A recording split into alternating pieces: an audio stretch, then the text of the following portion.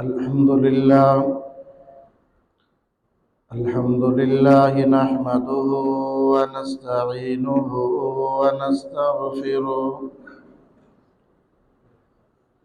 ونستغفره ونؤمن به ونتوكل عليه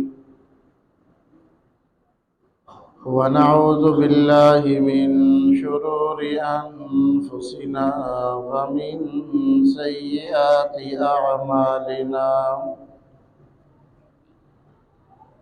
من يهده الله فلا مضل له ومن يضلله فلا هادي له. ونشهد أن لا إله إلا الله وحده لا شريك له. ونشهد أن سيدنا ومولانا محمدا عبده ورسوله.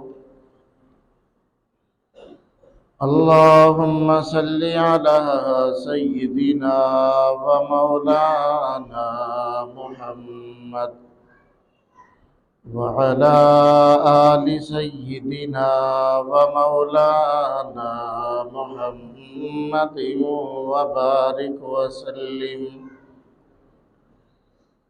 يا رب صل وسلم دائما أبدا على حبيبك خير الخلق كلهم. أما بعد فأعوذ بالله من الشيطان الرجيم. بسم الله الرحمن الرحيم. والذين يقولون ربنا هب لنا من أزواجنا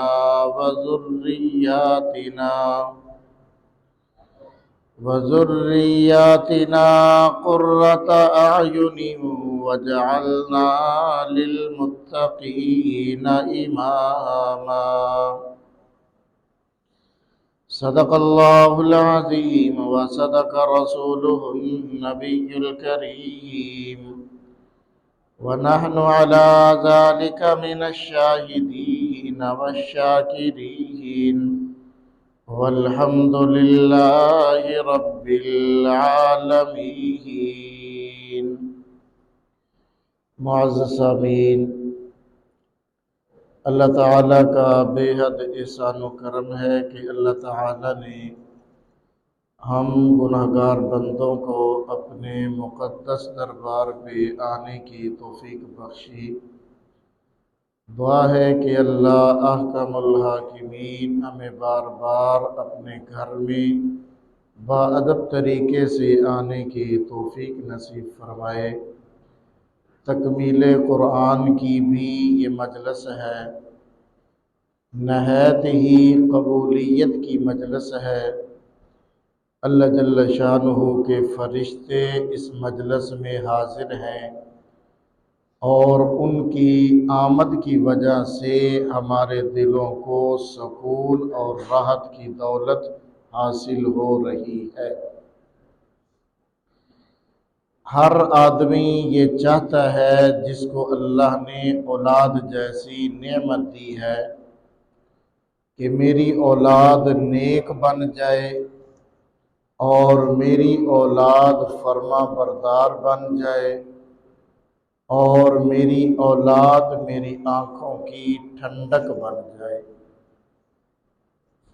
جس کو بھی اللہ تعالیٰ نے اولاد دی ہے اس کی یہی تمنا ہے کہ میری اولاد میرے لیے راحت کا ذریعہ بنے، میری آنکھوں کی ٹھنڈک بن جائے۔ اور یہ تمنا، یہ آرزو بہت ہی مبارک ہے اور ایسی تمنا ہونی بھی چاہیے۔ اللہ تعالیٰ نے 19ویں پارے کی سورۃ فرقان میں اپنے نیک اور محبوب بندوں کی چند صفات بیان فرمائی ہیں۔ ان میں سے اللہ نے ان کی ایک صفت یہ بھی بیان فرمائی ہے کہ وہ اللہ سے اپنی اولاد کے لیے دعا کرنے والے ہیں۔ کسی اللہ والے سے کسی نے پوچھا اولاد نافرمان ہو گئی، اس کا کوئی نسخہ بتا دیجئے۔ فرمایا اولاد کی اصلاح کے لیے سب سے بہترین نسخہ یہ ہے کہ ان کے لیے دعا کرتے رہو۔ والدین کی دعا اولاد کے حق میں قبول ہوا کرتی ہے۔ والدین کی دعا کا اولاد کو فائدہ پہنچا کرتا ہے۔ اس لیے والدین کو چاہیے کہ اپنی اولاد کو دعا دینے والے بنے، بد دعا دینے والے نہ بنے۔ بس اوقات غصے میں آ کر، جذبات میں آ کر ہم اپنی اولاد کو بد دعا دے دیتے ہیں۔ یہ نہیں ہونا چاہیے، بد دعا نہیں دعا دینی چاہیے، اس لیے کہ یہی اللہ تعالیٰ کے نیک بندوں کی شان اللہ نے بیان فرمائی ہے۔ اللہ جل شانہ ارشاد فرماتے ہیں والذین یقولون ربنا هب لنا من ازواجنا، اللہ کے نیک اور محبوب بندے اللہ کی بارگاہ میں دامن پھیلا کر یوں دعا کیا کرتے ہیں ربنا هب لنا من ازواجنا وذریاتنا، اے ہمارے پروردگار ہماری بیویوں کو، ہماری اولاد کو ہمارے لیے آنکھوں کی ٹھنڈک بنا دے۔ قرۃ اعین، اے اللہ بیوی بھی ایسی دے جو میرے لیے آنکھوں کی ٹھنڈک بن جائے، اولاد بھی ایسی دینا جو میرے لیے آنکھوں کی ٹھنڈک بن جائے۔ اگر بیوی نیک مل جائے، خدمت کرنے والی مل جائے تو انسان کی زندگی دنیا ہی میں جنت بن جایا کرتی ہے۔ اگر اولاد نیک ہو جائے، والدین کی خدمت کرنے والی بن جائے، والدین کی فرما بردار بن جائے، اللہ تعالیٰ کے ہاں اولاد قبول ہو جائے، والدین بہت خوشی خوشی دنیا میں رہ کر زندگی گزارا کرتے ہیں، تو اللہ کے نیک بندے جہاں پہ اور دعائیں مانگا کرتے ہیں وہاں پر ان کی ایک دعا یہ بھی ہوا کرتی ہے اے ہمارے پروردگار ہماری بیویوں کو، ہماری اولاد کو ہمارے لیے آنکھوں کی ٹھنڈک بنا دے۔ وَجَعَلْنَا لِلْمُتَّقِينَ إِمَامًا، اے اللہ ہمیں متقی لوگوں کا امام اور پیشوا بنا دے۔ جس کے بیٹے کو اللہ مصلی امامت پہ کھڑا کر دے اس کے حق میں یہ دعا قبول ہو گئی۔ جس کا بیٹا مصلی امامت پہ کھڑے ہو کر اللہ کا قرآن سنانے والا بن جائے اس کو اللہ کا شکر گزار بننا چاہیے۔ جس کی اولاد اللہ کا نام لینے والی بن جائے، اللہ کا قرآن پڑھنے والی بن جائے، اللہ کا قرآن پڑھانے والی بن جائے، اللہ کے گھر کے ساتھ وابستہ ہو جائے، اللہ کی بارگاہ میں اس کا دل لگنے والا بن جائے، اس کو اللہ کا شکر ادا کرنا چاہیے کہ اللہ تعالیٰ نے اس کی اولاد کو متقی نیک لوگوں کا پیشوا اور امام بنا دیا۔ آج چونکہ ہمیں اس مرتبے کا، اس مقام کا علم نہیں، اس کی قدر و منزلت ہمارے ذہنوں میں نہیں۔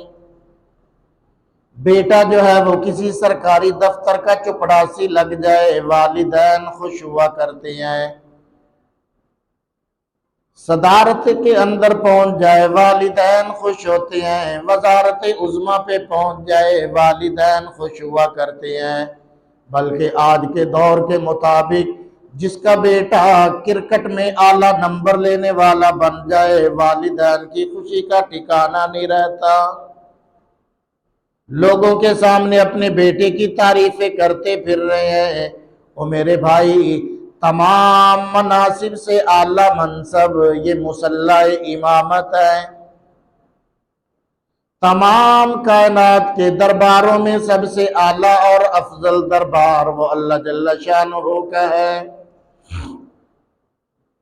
ایک پاکستان کا رہنے والا حرم کے خادمین میں تشریف لے جاتا ہے، اللہ تعالیٰ اس کو سعادت نصیب فرما دیتا ہے، بیت اللہ کی صفائی کا اس کو موقع مل جاتا ہے۔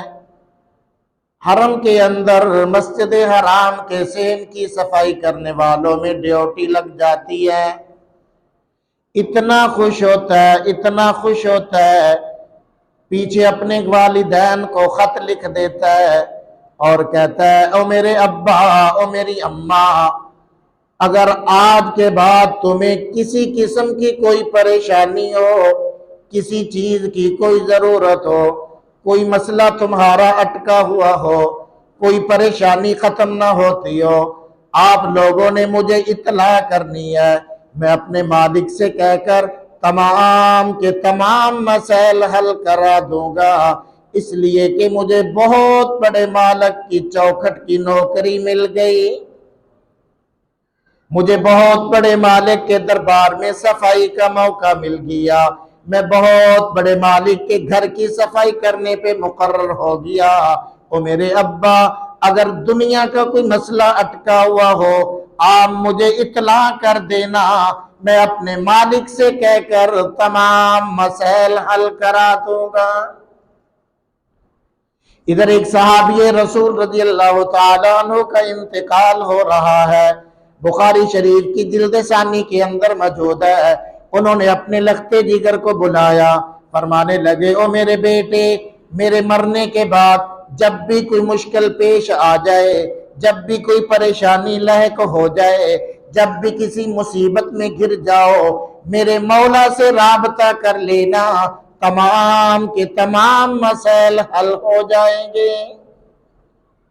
ان کا بیٹا فرمانے لگا، ابا جان، آپ کا مولا کون ہے؟ تو اب اس کے باپ نے اللہ جل شانہ کا تعارف کرا دیا کہ اے میرے بیٹے، فَفِرُّوا إِلَى اللَّهِ، اللہ کی طرف دوڑ کر جانا، اللہ کی طرف متوجہ ہو جانا، تمام کے تمام مسائل اسی دربار سے حل ہوا کرتے ہیں۔ میاں، ہمیں تو خوش ہونا چاہیے، ہمارا بیٹا مصلی امامت پہ کھڑا ہو گیا، ہمیں تو خوش ہونا چاہیے کہ اللہ کا قرآن سنانے والا بن گیا، ہمیں تو خوش ہونا چاہیے کہ مصلی رسول پہ کھڑا ہو گیا، ہمیں تو خوش ہونا چاہیے کہ کتاب اللہ کا علم حاصل کرنے والا بن گیا۔ لیکن او میرے بھائی، آج ہمیں اس کی قدر نہیں، آج ہمیں اس کے مقام کا علم نہیں، اس لیے ہم نے کبھی بھی اپنی اولاد کو اس طرف ڈالنے کی ضرورت نہ سمجھی۔ آؤ نا، اللہ کے نیک بندے کیا دعا کر رہے ہیں، وَجَعَلْنَا لِلْمُتَّقِينَ إِمَامًا، اے اللہ ہمیں اور ہماری اولاد کو اپنے متقی لوگوں کا پیشوا بنا دینا۔ کہ جس کی اولاد کو اللہ یہ سعادت دے دے تو سمجھ لینا چاہیے کہ اللہ نے تیری اولاد کو تیرے لیے آنکھوں کی ٹھنڈک بنا دیا، تیری دعا اللہ کی بارگاہ میں قبول ہو گئی۔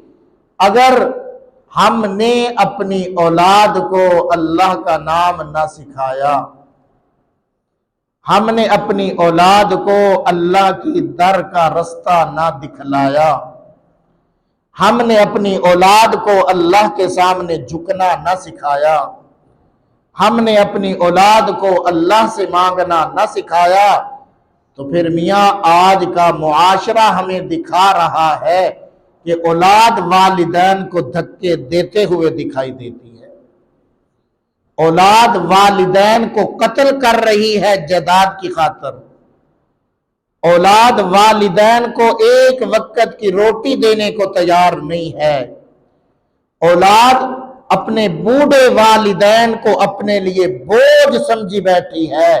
یہ کون سی اولاد ہے جو تمہاری آنکھوں کی ٹھنڈک نہ بن سکی، جس کو تم نے اللہ کا نام نہیں سکھایا، جس کو تم نے تمام تر زندگی اللہ کے دین سے دور رکھا، جس کو تم نے تمام تر زندگی سیلموں کا راستہ تو دکھایا، سکول کالج اور یونیورسٹی کا راستہ تو دکھایا، اللہ کے گھر کا راستہ نہ دکھایا، اپنے محلے کی مسجد کا راستہ نہ دکھایا، اللہ کے قرآن کو پڑھنے کے لیے اس کا وقت نہ نکالا۔ ریاضی کے لیے وقت ہے، انگلش کے لیے وقت ہے، سائنس کے لیے وقت ہے، سکول کے جانے کے لیے وقت ہے، ٹیوشن کے لیے وقت ہے، گھر میں جو ہے وہ ماسٹر رکھیں گے، لیکن اللہ کا نام سکھانے کے لیے نہ ہمارے پاس پیسہ ہوگا، نہ وقت ہوگا، نہ ہم اپنی اولاد کو اس طرف لانے کو تیار ہیں، کیونکہ ہم نے اس کام کو انگریز نے ہمارے ذہنوں میں بٹھا دیا کہ یہ سب سے معاذ اللہ گھٹیا کام ہے۔ تو میرے بھائی پھر کیوں توقع رکھتے ہو کہ یہ اولاد آپ کی خدمت کرنے والی ہوگی؟ کیا توقع رکھتے ہو کہ یہ اولاد آپ کی آنکھوں کی ٹھنڈک بن جائے گی؟ کیا توقع رکھتے ہو کہ آپ کے مرنے کے بعد یہ آپ کی قبر پہ کھڑے ہو کر فاتحہ پڑھ کر دعا کرنے والے بنیں گے؟ کیا توقع رکھتے ہو جب تم کمانے کے قابل نہ رہو گے، جب تم چلنے کے قابل نہ رہو گے، جب تم جو ہے وہ بولنے کے قابل نہ رہو گے، یہ تمہاری خدمت کریں گے؟ ایسا کبھی ہو نہیں سکتا۔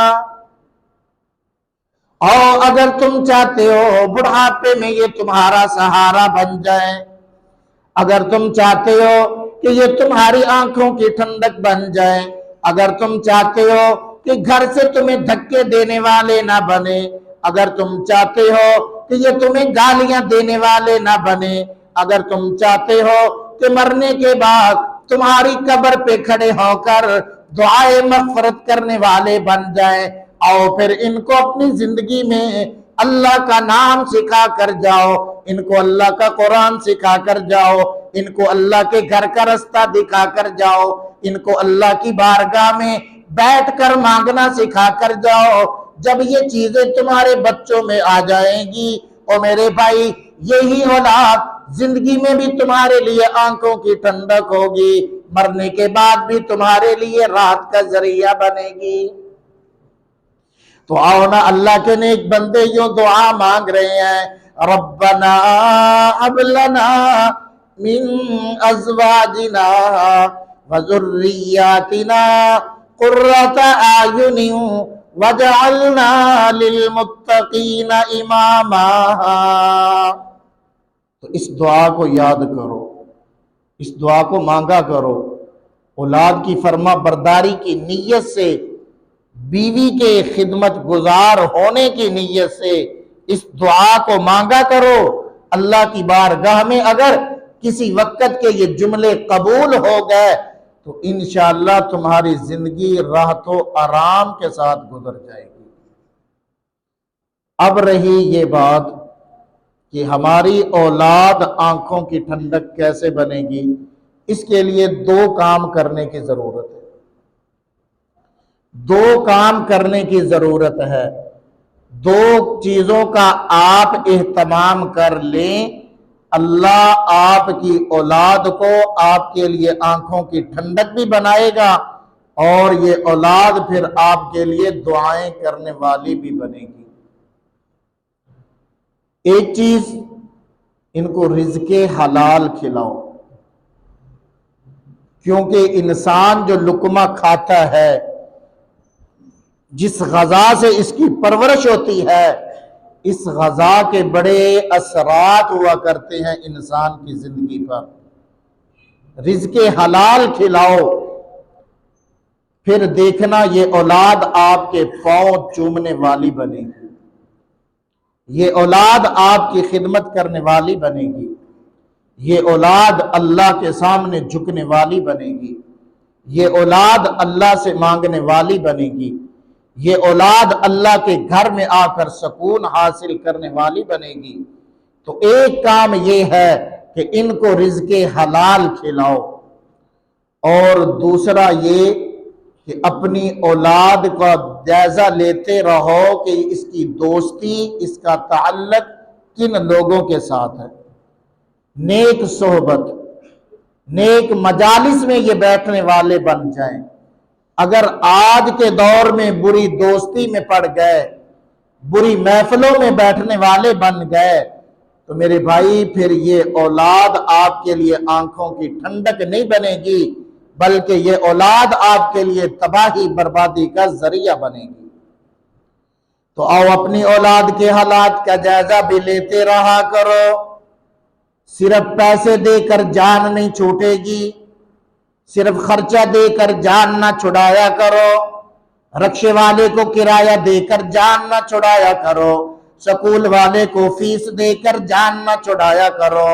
اپنے بچوں کے حالات کا جائزہ لیتے رہا کرو، کب آتا ہے گھر میں، کب جاتا ہے، کن بچوں کے ساتھ اٹھنا بیٹھنا ہے، کن لوگوں کے ساتھ دوستی ہے، کیسی مجالس میں اس کا اٹھنا بیٹھنا ہے، کیسے لوگوں کے ساتھ اس کا تعلق ہے۔ اس لیے کہ رسول پاک صلی اللہ علیہ وسلم ارشاد فرماتے ہیں، فرمایا المرء علی دین خلیلی، اے میرے صحابہ، آدمی اپنے دوست کے دین اور مذہب پہ ہوا کرتا ہے۔ فَلْيَنظُرْ مَن يُخَالِلْ، دیکھا کرو، غور و فکر کیا کرو کہ وہ کن لوگوں کے ساتھ دوستی کرنے والا ہے۔ اگر غلط نظریہ رکھنے والوں کے ساتھ دوستی ہو گئی، ایمان سے ہاتھ دھو بیٹھے گا، غلط لوگوں کی مجلسوں میں جانے لگ گیا، نشے پہ لگ جائے گا، غلط لوگوں کی صحبت میں بیٹھنے لگا، تاش اور جوا پہ لگ جائے گا، غلط لوگوں کی مجالس میں بیٹھنے لگا، تمہارے ہاتھوں سے نکل جائے گا، تمہاری جائیداد کو تباہ کر دے گا، تمہارے روپے پیسے کو ختم کر دے گا، تمہارے لیے راحت تو دور کی بات ہے، تمہارے لیے دنیا کی زندگی کو عذاب بنا دے گا۔ اگر تم چاہتے ہو ہماری اولاد نیک ہو جائے تو ان کا جائزہ لیتے رہو، کن لوگوں کے ساتھ اٹھنا بیٹھنا ہے، نیک دوستی کو قائم کرنے والے بن جائیں، نیک تعلقات قائم کرنے والے بن جائیں، اعلان خدا بندی ہوتا ہے، یا ایھا الذین آمنوا اتقوا اللہ، اے ایمان والو اللہ سے ڈرنے والے بن جاؤ۔ یا الہ العالمین، تقوی کیسے ملے گا، تیرا خوف کیسے آ جائے گا؟ اللہ فرماتے ہیں وَكُونُوا مَعَ الصَّادِقِينَ، سچے لوگوں کے ساتھ اٹھنے والے بن جاؤ، سچے لوگوں کی مجالس میں بیٹھنے والے بن جاؤ۔ ابن عباس رضی اللہ تعالی عنہما نے اس جملے کا ترجمہ یوں کیا، ای کونوا مع الربانیین، کہ اللہ والوں کے ساتھ اٹھنے بیٹھنے والے بن جاؤ۔ اگر اللہ والوں کے ساتھ تعلق ہو گیا، اللہ کے نیک بندوں کے ساتھ تعلق ہو گیا، تو میاں انشاءاللہ آپ کی اولاد آپ کے لیے آنکھوں کی ٹھنڈک بن جائے گی۔ اگر اس کی دوستیاں غلط لوگوں کے ساتھ ہو گئی تو پھر آپ سوچئے گا، آپ کی راتوں کی نیندیں اڑ جائیں گی۔ مولانا زامن شہید رحمہ اللہ 1857 کی جنگ آزادی کے ہیرو ہیں یہ بہت بڑے اللہ والے تھے۔ ایک لڑکا ان کی خدمت میں آ کر بیٹھنے لگ گیا تو وہ لڑکا تھوڑا سا سدھر گیا، نمازیں پڑھنے لگ گیا، ذکر و اذکار میں لگ گیا، تلاوت کرنے لگ گیا۔ اب باپ دیہاتی تھا سیدھا سادہ، تو وہ ایک دن آیا مولانا زامن شہید رحمہ اللہ کے پاس، کہنے لگا وہ مولوی جی آپ نے تو میرے لڑکے کو بگاڑ دیا، آپ نے تو میرے لڑکے کو بگاڑ دیا۔ تو مولانا زامن شہید رحمہ اللہ بڑے ہنس مکھ تھے، فرمانے لگے میاں ہمیں بھی تو کسی نے بگاڑا تھا، ہمیں بھی تو کسی نے بگاڑا تھا، اگر چلو یہ میرے پاس بیٹھ کر بگڑ گیا ہے، نماز پڑھنا آپ اس کو بگڑنا سمجھتے ہو، ذکر اللہ کرنا اگر آپ کی نظروں میں بگڑنا ہے، تلاوت کلام اللہ کرنا اگر آپ کی نظروں میں بگڑنا ہے، اللہ کے گھر میں آنا اگر آپ لوگوں کی نظروں میں بگڑنا ہے، تو میاں ہمیں بھی تو کسی نے بگاڑا تھا پھر۔ تو اس لیے میرے بھائی آؤ، اپنی اولاد کو اپنے لیے آنکھوں کی ٹھنڈک بناؤ۔ یہ کب بنے گی؟ جو دو باتیں میں نے عرض کی ہیں، آپ اس پہ غور و فکر کیجئے، تنہائیوں میں بیٹھ کر سوچئے، راتوں کو لیٹ کر سوچئے گا۔ جب تک یہ دو چیزیں آپ اپنی اولاد کے لیے نہیں منتقل کریں گے، آپ کی اولاد آپ کے لیے آنکھوں کی ٹھنڈک نہیں بنے گی۔ اللہ تعالیٰ نے کافر لوگوں کی اولاد کے بارے میں ارشاد فرمایا ان الذین کفروا لن تغنی عنہم اموالہم ولا اولادہم من اللہ شیئا۔